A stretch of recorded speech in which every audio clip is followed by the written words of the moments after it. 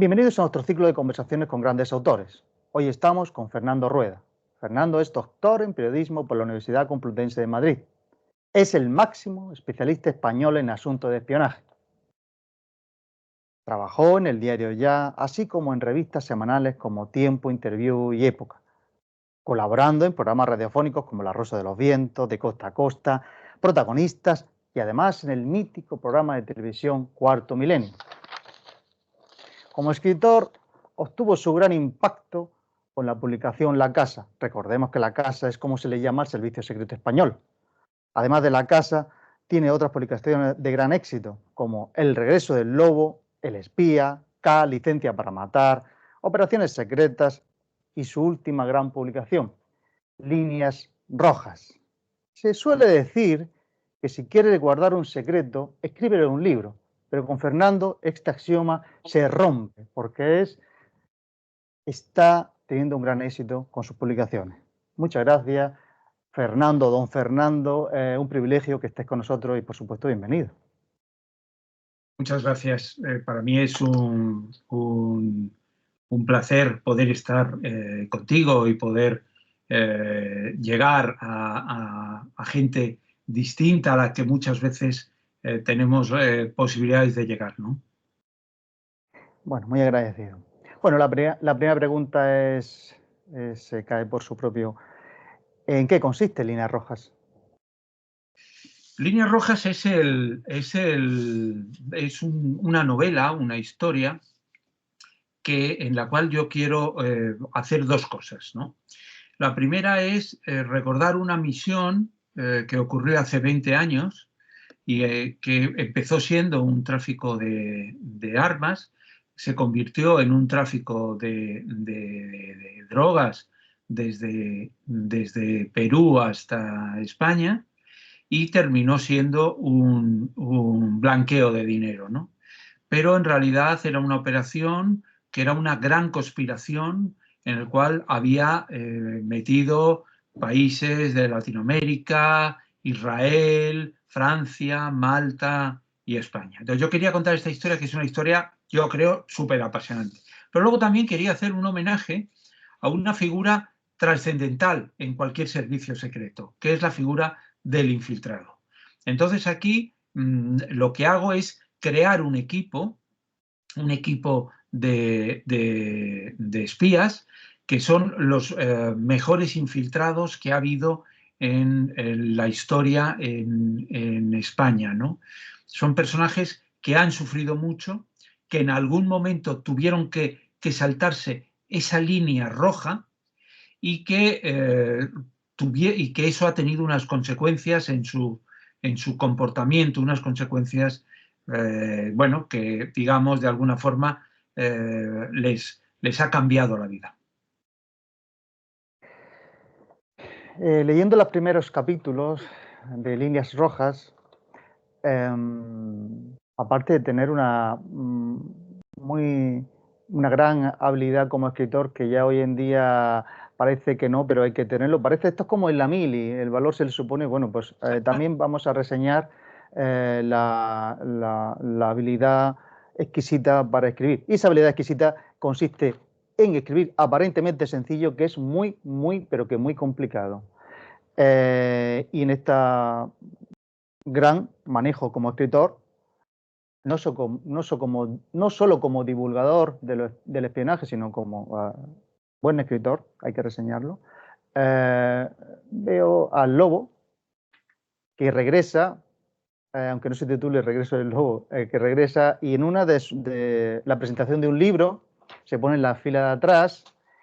Y no sé si es una prueba morbosa o no, que eso habría que estudiarlo. Nadie le reconoce aparentemente, sus antiguos amigos íntimos, enemigos íntimos de la banda armada, pero alguien le reconoce. ¿Quién reconoce al Lobo? Yo lo sé, pero quiero que nos lo cuentes un poquito, sin destripar la historia. Esta es una historia que tiene, que cuando yo la entrego en la editorial, en Roca, que es del grupo Penguin, mis dos editores me dicen, ¿sabes a qué libro nos recuerda esta historia? Y digo, pues no sé, ¿a qué serie? ¿A qué serie? Y me dicen, a La Casa de Papel. Ah, Yo, claro, me quedo alucinado, digo, no sé qué tiene que ver La Casa de Papel. Y mm, es porque ellas dicen que los protagonistas son personas muy buenas en lo suyo, pero que sin ajá, embargo están un poco enloquecidos, ¿no?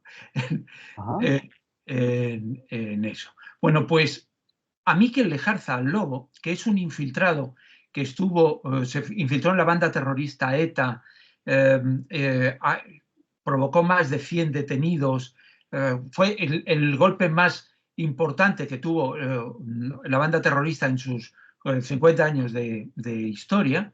eh, Le encargan formar un grupo y en ese grupo él decide que sean personas que que sean muy buenos, que es básico, muy buenos. Por lo tanto, busca infiltrados que hayan destacado y hayan triunfado. Pero al mismo tiempo, él es consciente de que esos infiltrados van a tener los mismos problemas personales o similares que ha tenido él.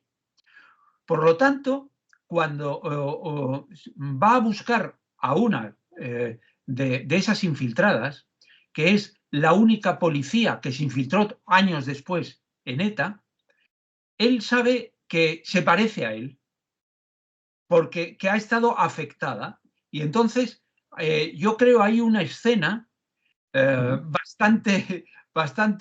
que a mí me parece bastante alucinante, pero bastante real, que es la de una espía que va a meterse un chute, no de sí, droga, sino de adrenalina, y va a la presentación de un libro de antiguos miembros de esa organización terrorista y va convencida de que no la van a reconocer, a estar rodeada de ellos. Pero claro, la escena adquiere todavía unos tintes, no sé cómo decirlos, cuando Mikel quiere reclutarla, cuando el lobo quiere reclutarla, y lo que hace es ir a esa misma escena, ¿no? Entonces, bueno, lo que quiero reflejar, aunque al final ya sabes que el libro es de quien lo lee, lo que quiero reflejar de alguna forma es cómo a veces la gente se juega la vida eh, en infiltraciones que hay en todos los países. Yo conozco infiltrados en todos los países del mundo que han hecho un trabajo brillante, que han desmantelado mafias, grupos terroristas, de todo, ¿no? Pero que al final se quedan tocados y hacen estas ah. cosas que parecerían una locura, pero en realidad yo creo que esto en la realidad podría haber pasado. Esa locura que le llamamos locura o demencia eh, es el mejor entrenamiento para un espía porque se pasan líneas rojas, no, un tipo de línea roja, yo diría que hay muchos tipos de líneas rojas, pero se Sí, pasa un tipo de línea roja, como es la moralidad, una moralidad, bueno, determinada. Entonces, la locura hace pasar esa línea roja a modo de entrenamiento, y no eso es un entrenamiento, estas cuestiones, un entrenamiento para el futuro buen espía, o no tiene nada que ver. sí. Yo creo que todos los espías tienen que pasar por grandes pruebas. Lo que pasa Ah, es que cuando te vas a infiltrar, cuando te van a infiltrar en un grupo, y esto es igual que lo he estudiado en España, en Argentina, en Inglaterra, en todos los países, ¿no? La policía normalmente tiende más a preparar a su agente. Es uno de ellos, de todas las policías del mundo, es uno de ellos, tiene una cierta formación y entonces le preparan para esa infiltración concreta. Sobre todo, le preparan incluso psicológicamente, porque hay que aguantar la presión, hay que estar 24 horas rodeado de enemigos. Fíjate, sin embargo, que los servicios secretos tienden a dar una formación, pero controlan menos a este tipo de infiltrados. En concreto, en España, los infiltrados de los que yo hablo, como Mikel Lejarza, que se infiltró en ETA, pero luego hay otro que es un guardia civil que se infiltró en la extrema derecha, no tienen esa preparación específica. Y entonces, cuando se saltan esas líneas rojas, la afectación es mucho mayor.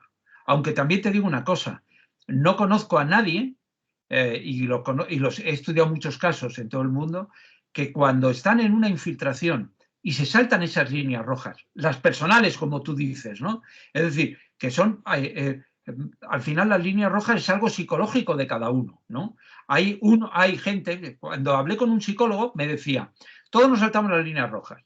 Dice, a veces lo que pasa es que nos saltamos las líneas rojas porque nos ofrecen hacernos casi ricos. Y entonces miramos a otro lado y hacemos cualquier cosa. O necesitamos apoyar a nuestro hijo, nos saltamos todas las líneas rojas. Los espías no dudan que se las tienen que saltar, porque si no se las saltan, no serían capaces de vivir. Te voy a poner un ejemplo. La policía, que yo la llamo Izaskun en la novela, pero está basado en un personaje real, el personaje real se infiltra y estuvo viviendo durante más de un año con dos terroristas de los más sanguinarios. 25 años después hay uno que todavía sigue en la cárcel de tanta gente que mató.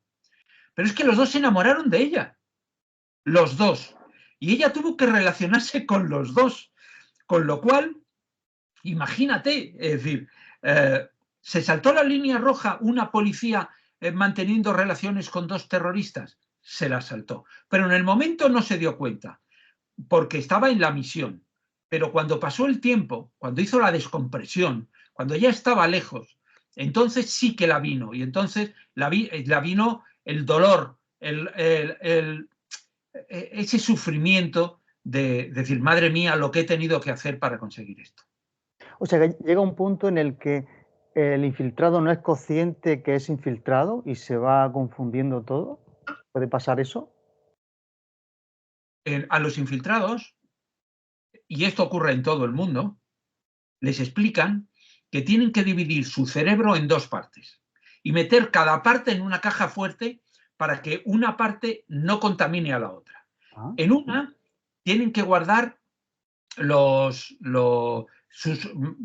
su vida personal, en este caso su vida como policía, sus amistades, su familia, lo que ella piensa de los temas, ese odio que ella tiene, como es lógico, a los terroristas que son unos asesinos. Pero en la otra parte del cerebro, en otra caja fuerte, tiene que meter lo que es su nueva vida. Es una persona apasionada por el terrorismo, que cree en sus ideales, que es sobre determinados temas piensa determinadas cosas, y entonces no debe permitir que una parte contamine a la otra. Por lo tanto, cuando están infiltrados, lo que hacen es no pensar solamente con esa parte del cerebro. Es decir, son ellos.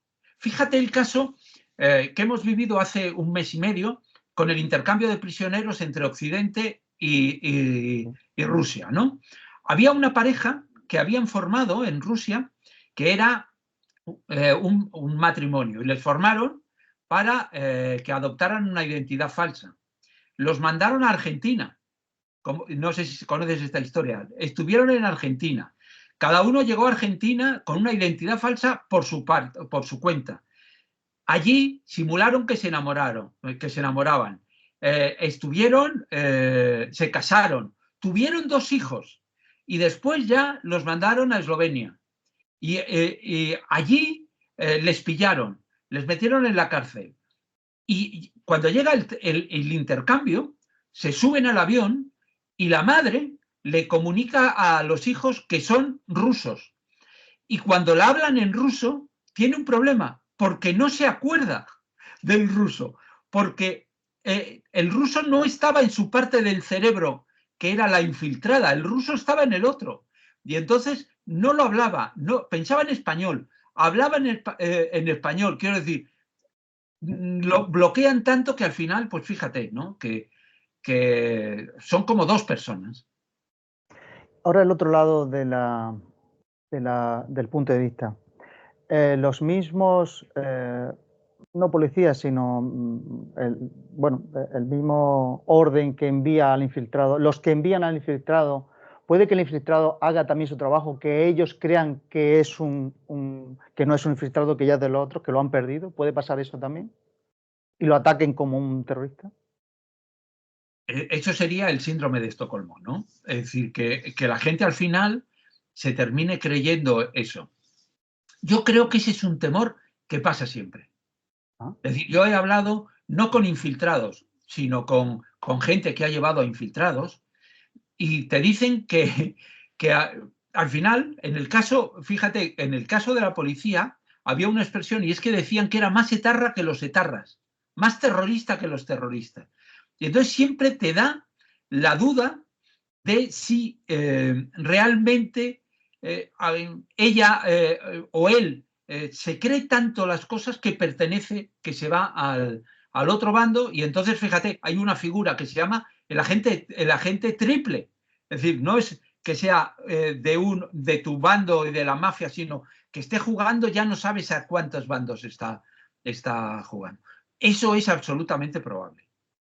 Porque el converso o el aparentemente converso ya se sabe que los conversos son más papistas que el Papa, pues el infiltrado tiene que ser más terrorista que los terroristas, por una cosa de apariencia y ganarse galones, y en fin, pues ya sabemos, para ganarse galones tiene que tener actuaciones sobresalientes, entonces si el objetivo es ganarse galones y ascender en la cúpula donde está infiltrado, tiene que ser el mejor de los terroristas, por lo tanto acaban siendo más terroristas que los terroristas y el tema está en que se lo crean o no se lo crean, pero tienen que aparentar que son.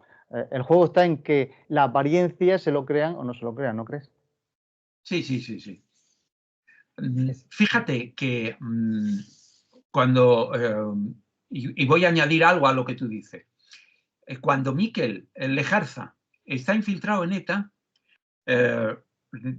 bueno, de repente, estamos hablando de 1975, es decir, que todavía era aquello, estábamos en España en la dictadura, el final de la dictadura, ¿no? Hay un momento en el que, utilizando la información que tienen del infiltrado, van en un coche el infiltrado y 3 miembros de ETA más. Y entonces deciden detenerlos. Sin embargo, a la policía que va a detenerlos, que dispara a los terroristas, nadie les dice que hay uno que es un infiltrado del servicio secreto. Cuando, antes de que eso ocurra, el oficial de caso del infiltrado, el que le lleva, digamos, el responsable, le dice a un coronel, que es uno de los altos mandos del servicio secreto, habrá que avisar a la policía. Y dice el coronel, pues no, si lo matan, un etarra menos, un terrorista menos. Quiero decir que en determinadas circunstancias, puntualmente, bueno, pues no hay un aprecio tanto por los infiltrados, porque piensan, bueno, nos ha cumplido unas misiones y si le matan, pues sí, pues le matan. Pero es verdad que a veces yo creo que los oficiales de caso siempre, como tú decías, siempre tienen dudas. Lo que pasa es que valoran esa duda cuando se reúnen con su infiltrado y tratan de mirar que no les esté engañando Ah, a ellos, ¿no? como, claro, es como cuando tienes cuando lo haces tan bien, claro, el tema está en que si es tratado como uno de los nuestros para la policía, a veces no está tratado el infiltrado como uno de los nuestros y por eso dentro de los infiltrados tienen sus propias reglas. ¿Puede pasar eso? Yo he hablado con algunos de los infiltrados. Los infiltrados tienen un síndrome, que es el síndrome del abandono.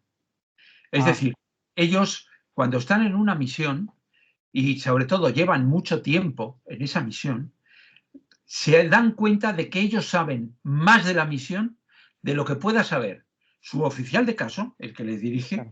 y su propio servicio. Y se da cuenta de que si hace las cosas como se la está diciendo el servicio, le pueden pegar 2 tiros en cualquier momento, porque él sabe él conoce las reacciones, él sabe por qué uno actúa de una forma o por qué uno actúa de otra forma. Y entonces, Bueno, pues prefiero hacer su propio camino. También es verdad que hay veces en que el servicio no le comunica al infiltrado determinada información que sabe que le puede poner de los nervios y entonces no le dicen determinadas cosas. Y cuando el infiltrado lo detecta, entonces, bueno, hay una ruptura de la confianza. Te pongo un ejemplo. A Mikel Lejarza llega un momento en que hay unas sospechas de que él puede ser un infiltrado. Y el servicio no se lo comenta, no le dice, no le da esa información para que no entre en pánico. Pero claro, él un día de repente se encuentra con que tres etarras le llevan a las afueras de Madrid, al Retiro, allí donde hay solo árboles, y se lo lanzan. Y dicen, creemos que tú eres un infiltrado. Y claro, él se queda absolutamente enloquecido, no sabe qué decir y reacciona, le sale bien, saca las dos pistolas que lleva y en lugar de liarse a tiros, se las entrega y dice, bueno, si pensáis que soy un traidor, aquí tenéis mis pistolas, matarme ahora mismo. Claro, salva la situación, pero cuando luego vuelve a hablar con su oficial de caso, quería matarle, ¿no? Porque él hubiera preferido que se lo dijeran. Hizo la acción de o César o nada, apostó todo por el mismo número o César o nada. O salía ganador con más prestigio dentro de la banda o moría. Eso. A veces hay que tomar esas decisiones muy duras, ¿no? Esas decisiones son decisiones que es el lobo o el lobo el mejor espía de Europa. Yo te diría que en lo suyo, sin ninguna duda, ha sido uno de los mejores. La infiltración lo que hace es que te pone delante de una situación tremenda. Es decir, Mikel, cuando se infiltra, por ejemplo, no duerme por las noches, porque tiene la sensación de que puede hablar. Él hablaba por las noches. Ah, Entonces, piensa que puede hablar por la noche. Entonces, claro, los terroristas duermen todos en un cuarto, duermen con las puertas abiertas, yo qué sé, ¿no?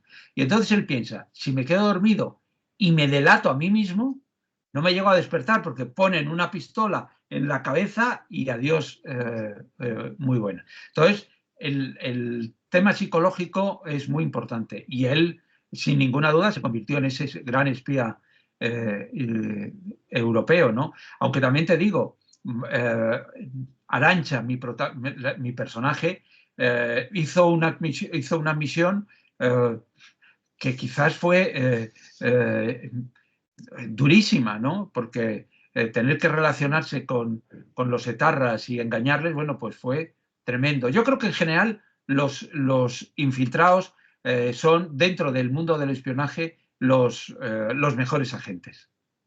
la pregunta, la pregunta de Lobo era porque, bueno, hay muchos infiltrados, pero escalar en la cúpula de una banda terrorista, eso es champion. Sí, él Entonces, por eso consiguió, digo, sí, claro. él consiguió que le nombraran director de jefe de infraestructura, ¿no? Y, y eso fue un gran éxito que le permitió de alguna forma, bueno, pues tener un mayor acceso a toda la información. Pero también es verdad que el que da más información, él llegó muy arriba, pero el que da más información nunca tienes por qué ser, digamos, de los más Claro. grandes. Te voy a poner un ejemplo. Yo hablo del infiltrado que se infiltró en los años 80 en la extrema derecha militar, ¿no? Se llama Paco Lerena y yo tengo la suerte de conocerle. Paco Lerena evitó montones de asesinatos, ¿no? Al contrario que Miquel, él dijo que él era un experto en bombas, lo cual era falso, y, y entonces él era el que ponía las bombas para que salieran mal. Entonces él ponía las bombas, llegaba un experto en bombas del servicio secreto y la ponía para que pareciera que iba a estallar, pero que no estallaran. pero él, en cuanto a calidad, entre comillas, ¿no?, de las víctimas, él, en 1985 había un desfile de las Fuerzas Armadas Españolas que iba a ser presidido por la familia real, por el gobierno en pleno. Bueno, pues los golpistas hicieron un túnel, preparaban un túnel para poner una bomba debajo de donde ellos estuvieran, que explotara la bomba y murieran. Bueno, no era la cantidad de personas que podían haber muerto, 50, 60, 70. Es que dejaba al país sin monarcas, sin gobierno. Aquello era típico para un golpe de Estado, ¿no? Y él lo evitó. Realmente evitar ese tipo de atentados en España o en Europa o en Hispanoamérica, Latinoamérica, quiero decir, eso realmente también tiene un mérito excepcional, ¿no? Claro, es que no es lo mismo si estás en las cúpulas de cualquier empresa o de cualquier banda, o sea criminal o no, sabes los planos, sabes directamente la estructura y todas las cuestiones no genéricas, sino exactas de lo que va a pasar. En cambio, si eres el portero del edificio, pues sí, he visto que ha pasado Manolo con Luis, vale, tiene mucha información y a lo mejor te puedes camuflar con mucha más facilidad, pero no llega a ver los planos de si está la puerta aquí y la ventana allí, ¿no? Entonces, bueno, sí, incluso yo le añadiría que es más difícil de camuflarse, ¿no crees? De camuflarse, ¿no crees que es más al estar en las cúpulas, ¿no? Sí, cuanto más vas para arriba, más complicado es la cosa. Hasta tal punto que lo que pasa es que cuando te estás infiltrando en una mafia o en un grupo terrorista, hay que tener mucho cuidado con las detenciones que haces, ¿no? Porque las detenciones siempre hacen sospechar de alguien, ¿no? Los grupos terroristas tienen una obsesión, o las mafias, con la infiltración, ¿no? Entonces, cada vez que hay una detención, cada vez que les pillan un envío de drogas o cada vez que detienen a uno de los suyos, miran, piensan si hay algún infiltrado. Y entonces lo revisan absolutamente todo, ¿no? Eso se tiene en común con los tiranos. Los tiranos también tienen, de hecho, hay dictaduras que han durado por América, por el Caribe, más de 40 años por esa obsesión, esa incluso paranoia, ¿verdad?, de los infiltrados. Tanto Sí. los tiranos como los terroristas funcionan en ese sentido igual, ¿verdad? Solamente que los tiranos tienen más facilidad de liquidar a los sospechosos Ah, de, mira. de ser infiltrados, ¿no? Quiero decir, yo creo que todas las dictaduras, la española, las latinoamericanas que yo he estudiado, hay una obsesión con saber quiénes son los que se están enfrentando a nosotros, ¿no? Entonces, cuando los que se enfrentan a nosotros, tenemos dos posibilidades, ¿no? Encerrarlos para que no nos hagan nada o matarlos. El delito ahí es cuando son de los nuestros, ¿no? Es decir, cuando pertenecen a la dictadura o ahí el tema es más complicado, ¿no? Pero evidentemente al que pillan que no ejerce la dureza que ellos pretenden, etcétera, etcétera, siempre le deparan unas muertes bastante más crueles que las de los otros. Quisiera adentrarme en el tema más genérico de los gobiernos. ¿Quién gobierna? ¿Los gobiernos sobre los servicios secretos o los servicios secretos sobre los gobiernos? Siempre hay una obsesión de conspiración, ¿no? Que es los servicios secretos actúan por su cuenta. Esto, en parte, es cierto, pero en los países democráticos, cada vez más son los gobiernos los que controlan a los servicios secretos. Esto hace años no había, pero ya ahora mismo es el gobierno el que nombra el director del servicio. El director es el gobierno el que nombra el jefe político que controla al servicio. Y cada vez más los gobiernos dan manga ancha a sus servicios secretos para hacer determinadas cosas, aunque siempre van a negar que las conocen. Esto es Esto es... Yo recuerdo que muchas veces los gobiernos encargan a que se investigue a los grupos de la oposición con cualquier pretexto, ¿no? Este grupo está pretendiendo la independencia, este grupo a ver si tiene relaciones con este grupo terrorista y tal, ¿no? Lo que pasa es que cuando se pilla al servicio secreto en ese tipo de operaciones, entonces ellos niegan conocer absolutamente todo. Esto pasa en todos los países, la negativa a reconocer que estas cosas ocurren. Yo, en este sentido, alucino, pero tengo que reconocer que me parece muy bien cómo funciona el tema en Israel, ¿no? Que la gente no lo sabe. En Israel, que su servicio secreto, yo creo que está fuera de toda duda, de que dentro de los países democráticos es el que más ejecuciones lleva a cabo, cada una de esas ejecuciones, por ley, tiene que ser firmada por escrito por el jefe del gobierno, por el primer ministro.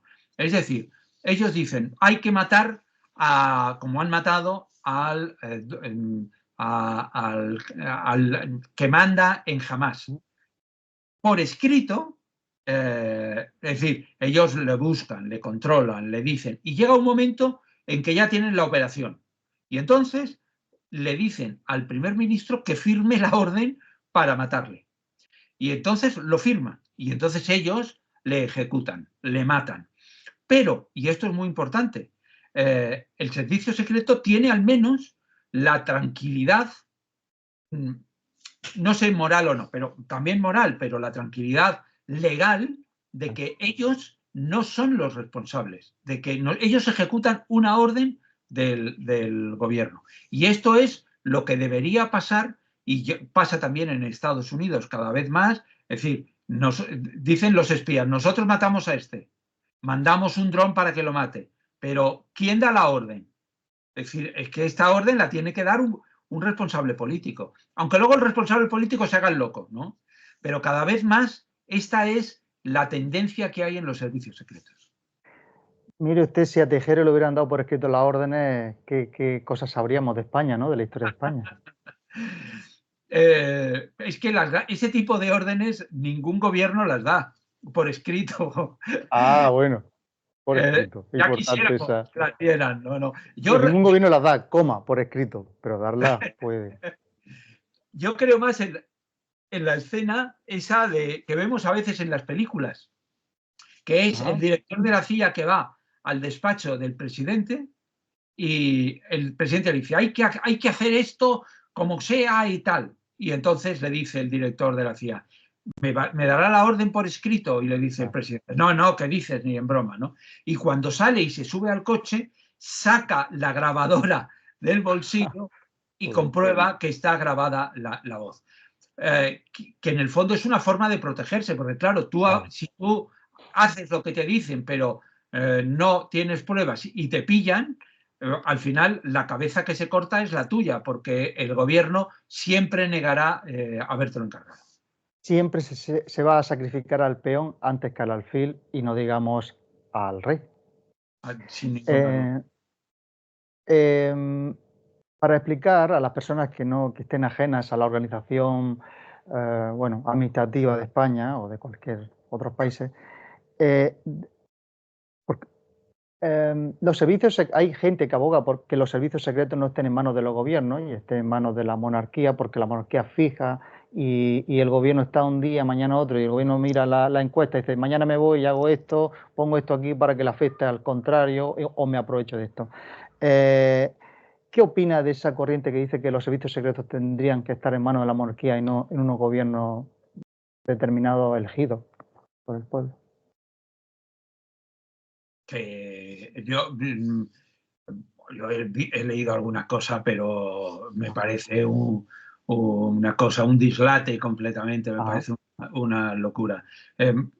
Cuando yo empecé a trabajar hace ya muchos años, desde el periodismo de investigación, controlando el servicio secreto, yo luego hice mi tesis doctoral sobre ese tema, ¿no? Y entonces yo sistematicé. Entonces hay una cosa que está muy clara y es que ninguna parte de una sociedad, en una democracia, ninguna parte de la sociedad debe estar fuera del control de la opinión pública. Es decir, en las democracias tenemos que dar a la opinión pública la posibilidad de saber, de conocer los temas, y ni siquiera los servicios secretos pueden estar fuera. Otra cosa es que hagan determinadas cosas y que no informen al pueblo, pero el control tiene que estar ahí, y por lo tanto ese control tiene que estar a través de un gobierno elegido democráticamente que dé explicaciones sobre lo que hace y sobre lo que no hace. Es verdad que muchas veces no nos vamos a enterar de lo que pasa hasta mucho tiempo después, porque hay leyes que protegen, las leyes de secretos de Estado, que protegen a los servicios secretos. Pero tenemos que tener la capacidad de, si ahora no nos enteramos, dentro de 5 años, de 20 años, sepamos si alguien se ha saltado esa ley. Porque los servicios secretos no pueden hacer determinadas cosas, pero siempre dentro de un control del gobierno, de un control del Parlamento. Bueno, de la mano de la palabra servicios secretos en plural, a veces se entiende que es porque hay muchos servicios, porque hay muchos países. Dentro de un mismo país puede haber varios servicios secretos antagónicos que esto mismo que está usted hablando, que se controlen incluso, colaboren, encajen, colaboren o se fiscalicen unos a otros. O sea, ¿hay en España varios servicios secretos? En España hay varios servicios secretos como lo hay en todas partes. Ah. Es decir, y esto tiene una lógica. En España está el servicio secreto, el CNI, que depende, digamos, de presidencia del gobierno a través del Ministerio de Defensa. Luego hay el servicio secreto de la policía, y luego con otras misiones que coinciden en algunas, pero con otras, o el servicio secreto de la Guardia Civil. Pero esto existe en todos los países. En Estados Unidos está la CIA, está el FBI y está la NSA, por ejemplo, aunque hay 20 servicios secretos, pero digamos que están separados. Aquí hay una explicación, y es que un gobierno democrático tiene que tener varias fuentes de información sobre determinados temas. Es decir, tú no puedes fiar toda la información solamente a un servicio secreto. Es verdad que hay determinadas cosas que solamente, es decir, el CNI solamente es el único que hace, o el que hace información de lo que pasa en Argentina, por ejemplo, está el CNI. Y si hay que pedir información sobre Argentina, sobre unas empresas o cosas así, se le pide al CNI, porque es el que, digamos, tiene un despliegue exterior, ¿no? Pero si lo que tenemos son temas de casa, temas de terrorismo o temas de empresas españolas o todas esas cosas, el servicio secreto de la policía también participa. Ajá. Por ejemplo, en la guerra yihadista contra el yihadismo, en España hay una parte que la lleva el CNI y otra parte que la lleva la policía. Y los dos tienen relación con la CIA o con el FBI, pero también tienen relación con el servicio secreto ruso o con el servicio secreto de Marruecos, ¿no? Y si hay que intercambiar información con Argentina con determinados temas que nos interesan, a veces lo hará el CNI, a veces lo hará la policía. ¿Hay servicios secretos de empresas privadas que son tan fuertes o más fuertes que los servicios secretos de naciones? Yo creo que hay servicios secretos de empresas, pero en general yo dudaría de que sean más potentes que servicios secretos de naciones. Ten en cuenta que tienen unos presupuestos que hablo de naciones importantes, Sí. ¿no? Porque claro, efectivamente en África históricamente ha habido tantos Está golpes claro. de Estado porque las empresas tienen unos medios tremendos. Pero tener más capacidades, por ejemplo, que el servicio secreto argentino o que el servicio secreto español es complicado, porque no solamente tienes miles de hombres espiando, sino que también tienes medios técnicos que son tremendos, ¿no? Incluso los medios que tienes que tienen que tener ahora mismo las naciones, que son medios para evitar que un ataque de hacker procedente de China, de Estados Unidos, de Irán o de Rusia y tal, que bloqueen completamente el país. Es decir, eso exige unas capacidades y unos medios técnicos tremendos. Yo creo que ahora mismo eso y toco madera, no existe. Bueno, hablando de empresas privadas, entre comillas, las redes sociales, ¿cómo ha influido las redes sociales en los servicios secretos o en el espionaje en general? Las redes sociales es un sistema de comunicación en lo que respecta a los servicios secretos, ¿no? Es un sistema de comunicación en varios territorios. Uno, cuando nosotros entramos en las redes sociales, estamos dando una información de nuestra vida, que es una información que estamos dando gratis. Entonces, existen programas en los cuales cuando los servicios secretos, también ahí te digo, las empresas lo hacen esto igual, necesitan tener datos de ti, de mí o de cualquiera, hay programas que entran en las redes sociales de todo lo que hacemos y ya te ofrecen un panorama de lo que piensas de los temas, porque claro, no solamente es lo que tus datos personales, sino saber lo que piensas de tu país. Imagínate si esto lo hacen, que lo hacen en Arabia Saudí, ¿no? Tú estás en Arabia Saudí y estás dando una información sobre tu vida y estás ligando con alguien que te crees que es una chica que te parece muy guapa y a lo mejor es un espía que te está sacando información, ¿no? Y a lo mejor tú en una red social te puedes hablar mal del príncipe Mohammed bin Salman. Bueno, pues se te caerá el pelo inmediatamente, ¿no? Porque toda esa información, ellos tienen equipos de gente dedicados, pero muchos, dedicados a controlar al pueblo, ¿no? En los países democráticos hay ese uso de la información en las redes sociales, pero no hay tanta gente, digamos, dedicada a espiar a la propia gente, ¿no? Pero las redes sociales dan esa información y luego permiten robar información. Por ejemplo, hace un tiempo se descubrió que el servicio secreto chino lee atentamente LinkedIn, que es donde ponemos quiénes somos y todos nuestros datos, para buscar personas militares y tal a los que intentar captar, ¿no? Pero claro, ponemos en dónde hemos estado, pero claro, que lo ponga yo, que pongan los medios en los que he estado, pero claro, un militar que pone estado destinado en este puesto, en este otro puesto, tal, no sé qué, pues claro, el servicio secreto chino se descubrió que intentaba captar a través de LinkedIn, ¿no? Todo, como bien se sabe, todo son cuestiones de recursos y hay países, empresas, tienen los recursos que tienen, no se pueden tener más. Entonces, los recursos que hay, por ejemplo en España o en otros países similares, se vuelcan, antes me has comentado antes de la grabación que lo que se hace ahora es volcar a dar más recursos a estudiar, bueno, por redes sociales y por... ese vuelque al estudio de redes sociales o gente que está delante de un ordenador ha socavado o ha quitado fuerza al trabajo de campo o no tiene nada que ver o se maneja de otra manera. Se ha empleado un número de gente muy alto, se emplea todos los servicios en el tema de las redes sociales. Lo único que pasa es que los servicios secretos, yo recuerdo cuando cayó el muro de Berlín en el 89, creo, que se dijo que en esa guerra que había de Occidente contra Oriente, del Pacto de Varsovia, contra la OTAN, todas estas cosas que se dijeron, ahora los espías van a estar aburridos, no van a tener, les van a reducir el personal, los presupuestos y tal. Las amenazas van creciendo. Y entonces, allí donde puedes obtener información es donde están los espías. Es decir, ¿hay muchos analistas? Sí. Pero donde están los espías, donde están es obteniendo información y entonces están en las redes sociales. El espía que estaba en la calle operativo buscando información sigue estando ahí.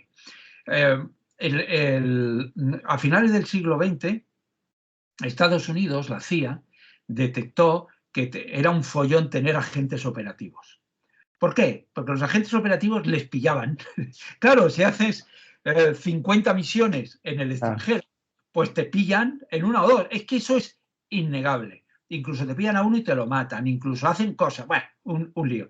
Entonces decían, vamos a ver, tenemos satélites, espiemos con los satélites. Tenemos tecnología de pinchazos, pongámoslo. Añadiría, tenemos redes sociales, utilicémoslo. ¿Para qué vamos a utilizar a los espías? Bueno, pues vino el 11S y en el año 2001 resulta que unos terroristas de Al Qaeda que se comunicaban por palomas mensajeras, que no utilizaban el teléfono móvil, que cuando tenían que dar un mensaje importante se lo daban de viva voz a un tipo y ese tipo se tenía que recorrer a lo mejor, yo qué sé, 800 kilómetros para transmitir ese mensaje y esa orden ahí. Que todas esas tecnologías modernas de los satélites, de las cosas, que sí, que lo que quisieras, pero no servían cuando el otro no los utilizaba. Y entonces tuvieron que volver a utilizarlo al este. Y porque hay determinadas cosas, esto no sirve en el Líbano, cuando hay una reunión de terroristas de Hezbollah en el segundo piso de un edificio del Líbano, no sirve que tengas satélites, no sirve que tengas controles de las redes, no sirve la colocación de un micrófono. Sí sirve si alguien entra en esa casa, hace una operación clandestina por la noche, coloca micros y a una cierta distancia, 200 metros, tienen una base operativa en la cual controlan visualmente y por sonido lo que están diciendo. Es decir, hay muchas tecnologías, muchos medios, pero el espionaje del hombre contra el hombre nunca ha muerto. ¿Hay espías que no saben que son espías?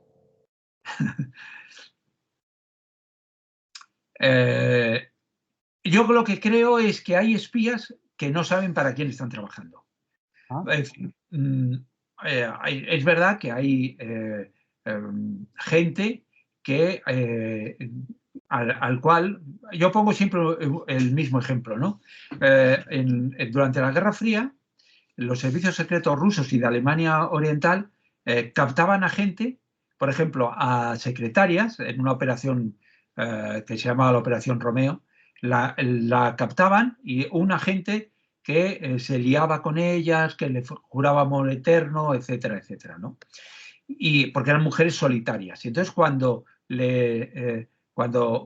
terminaba diciéndole que tenía que robar papeles al presidente alemán o a quien, no le decían que trabajaban para Rusia, sino le decía que trabajaba para un pequeño país europeo al que la OTAN no le daba información. Es decir, adornaba esa historia. Y la gente traicionaba a su país por amor, pero porque pensaba que no estaba haciendo la gran traición que era Rusia, ¿no? Y entonces eso sí, ese tipo de cosas.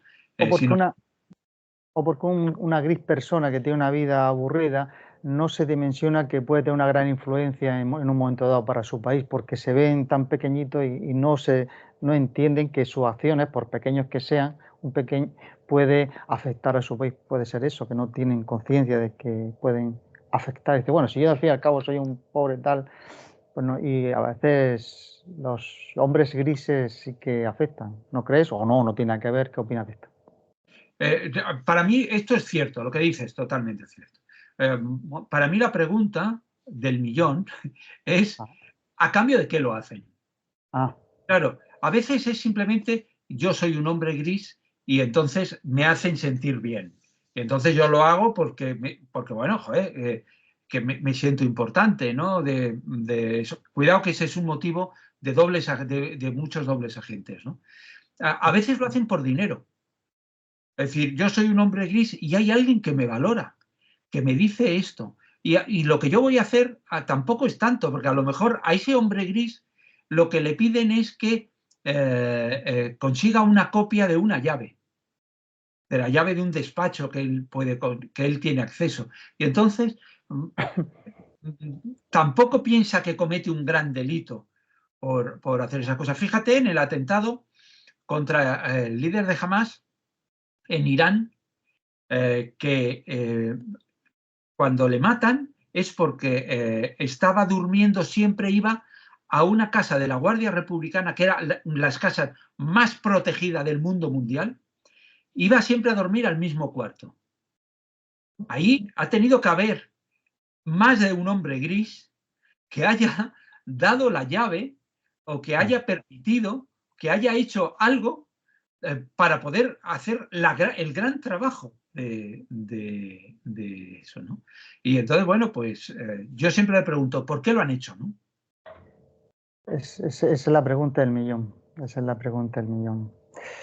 Pero qué importante es cuando está en un restaurante tomando un café con un hombre gris, con otro hombre gris, callarse cuando viene el camarero, ¿eh? Hablando de hombres grises. Qué importante es callarse cuando viene el camarero, Dios. ¿Verdad? ¿O no? Sí. ¿O son cosas mías? No. En Marbella, que es una localidad de España, al lado de la playa, que Es la Miami de España, pero con buen gusto. Es Miami, pero con buen gusto, Marbella. efectivamente.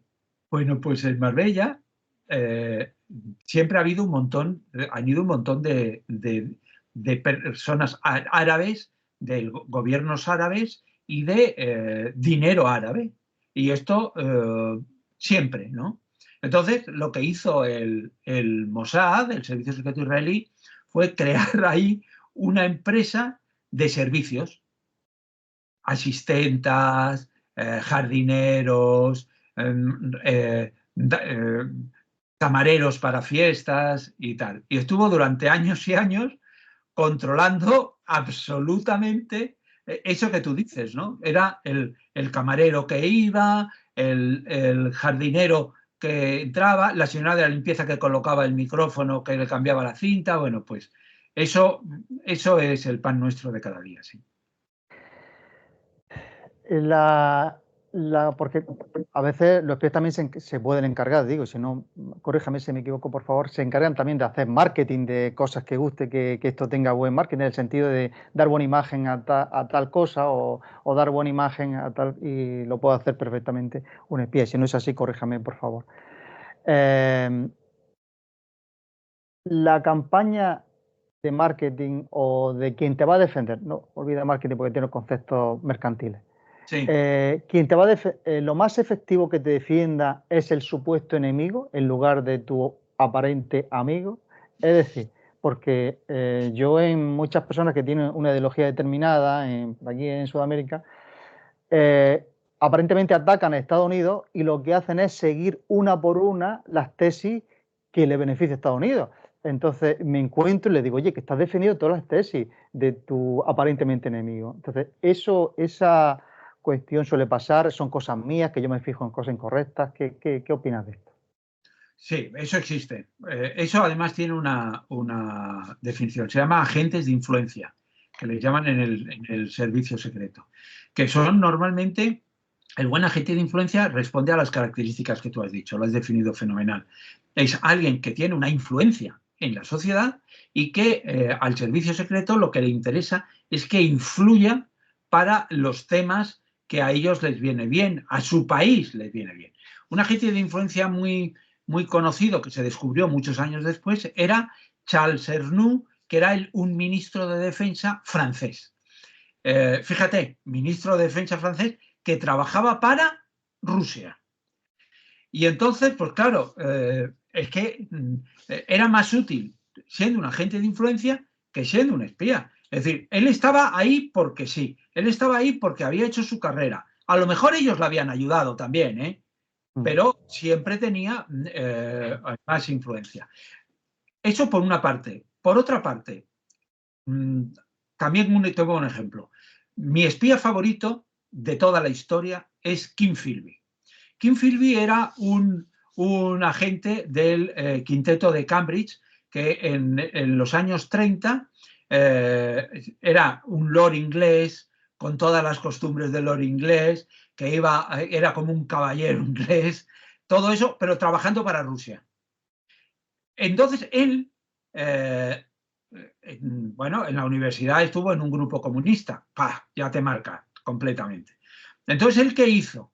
No, claro, no le quería a nadie, ni el servicio secreto, ni nadie se fiaba de él, ni su padre se fiaba de él, porque decía, este es un rojo apestoso.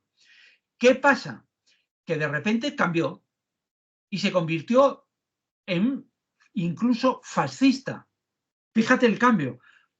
Y empezó se hizo socio de la Asociación Anglo-Alemana, se hizo amigo de Himmler, se hizo tal y se vino a España y consiguió una acreditación de Franco en la guerra civil de Franco, y él iba y escribía en el en el Times de Londres, escribía a favor, manteniendo las tesis cercanas a Alemania y a Franco. Es decir, era tremendo. Era un espía ruso. Entonces, claro, estuvo como 20 años o veintitantos años que no encajaba, no les encajaba. ¿Por qué? Porque los servicios secretos hicieron un mal trabajo y él hizo un gran trabajo. Lo que parece, ¿cómo era? Oro parece, plata no es, a veces parece esta cosa de chiste, de niños infantiles, pero a veces sirven. Oro parece, plata no es. Ese es el gran axioma que debe tener un espía. Sin ninguna duda. Yo creo que, fíjate, en Líneas Rojas, pero también en mis otros libros, hay una conclusión que cada uno tiene que sacar, y es que el espía tiene que ser alguien que tenga una capacidad sin límite para engañar, para mentir, para tornar la realidad, para inventarse historias. Quiero decir, eso ahora que tenemos toda la tecnología y todo, pero también hace 20 años, hace 40 y hace 100, ¿no? Tú tienes que vender un poco la vida que tú quieres ofrecer para conseguir información. Claro. Para ir cerrando y redondeando, ¿cuáles son las auténticas líneas rojas del espía? Mira, yo antes de escribir el libro, la novela, yo hablé con varios psicólogos y hablé con un psicólogo clínico que es muy bueno, que se llama Carlos Ramos, y me dijo una cosa estupenda, ¿no? Me dijo, todos tenemos líneas rojas. Además es necesario tenerlas para saber lo que en la vida, para moverte. Dice, y los espías también necesitan líneas rojas, porque si no, no saben cómo ubicarse. Pero en el caso de los espías, la línea roja lleva como una especie de barandilla, desde la cual ellos se tiran. Es decir, yo sé que esta es la línea roja y yo ya estoy dispuesto a saltármela. Ajá. Eso es muy importante, porque sí que tienen líneas rojas, pero cuando están trabajando, ellos saben que no pueden respetar esa línea roja y lo hacen convencidos de que es un servicio a su país. Ellos no sirven, no tienen sensación de servir a un jefe, sino que sirven a su país y están dispuestos, para evitar que los enemigos triunfen, están dispuestos a hacer lo que sea. Por eso, Arantxa, Izaskun, se salta la línea roja cuando se lía con los dos miembros de ETA, el que está en la extrema derecha se mete ahí porque el jefe de ese grupo ultra asesino es íntimo amigo suyo y le engaña, se salta su línea roja. Y así todos. Pero si no estuvieran dispuestos a saltarse la línea roja, no estarían ahí. Concluyo que para mantener la cordura, la salud mental, tienes que ser consciente de que te estás saltando en la línea roja. O sea, que esta línea la salto conscientemente, incluso mejoro con esto, evoluciono hacia otra dimensión, pero soy consciente que estoy saltando en la línea roja. Esa cuestión hace que siga manteniendo la línea, la cordura, y no saber que hay esa línea es perder el control mental. ¿Puede ser eso la conclusión? Yo creo que cada uno tiene que sacar su conclusión. Ah. Yo creo que la conclusión es, mientras están infiltrados, solo funcionan con la parte del cerebro que tiene que ver con la información y está en la caja fuerte y que no les tiene que tocar y que debe ser independiente, pero cuando salen se dan cuenta de que han triunfado, que han hecho lo que tenían que hacer, pero les queda el dolor de que han traicionado al amigo, de que han mantenido relaciones con unos etarras asquerosos y asesinos, y eso es algo que llevan en la mochila de su vida y que les marca la personalidad para el resto de sus días. Bueno, como última pregunta, ¿no? Sería, diga lo que quiera para finalizar cualquier cosa que haya usted creído que se haya quedado en el tintero. Diga lo que quiera. No, yo estoy encantado de hablar contigo. Yo creo que lo que más merece la pena son los espías individualmente. Creo que los servicios secretos con cierta frecuencia son máquinas que no tienen sentimientos, son máquinas frías que arrasan y hacen cualquier cosa para cumplir su misión, pero que una vez acabada la misión quitan de en medio a esos agentes que se la han jugado por ellos. Y esto ocurre en España y ocurre en todos los servicios secretos del mundo. Broche de oro para un periodista de oro. Estaría toda la tarde dándole las gracias y se la estoy dando. Muchas gracias. Un fuerte Gracias. abrazo y seguimos en contacto, por supuesto. Gracias. Chao.